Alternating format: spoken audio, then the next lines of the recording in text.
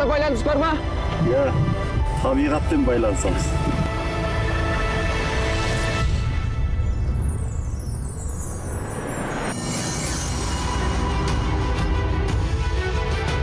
Мы в самом центре Казахстана, в Акмолинской области. Қарағанды қазба байлыққа бай облыс. Қостанай рухани мәдени келбеті қалыптасқан аймақ. Шағын құмды маң дала, маң қыстау.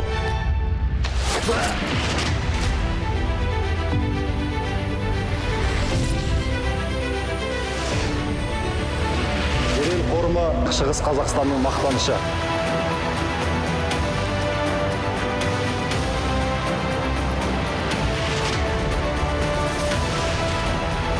Жер жәннаты Жетісу.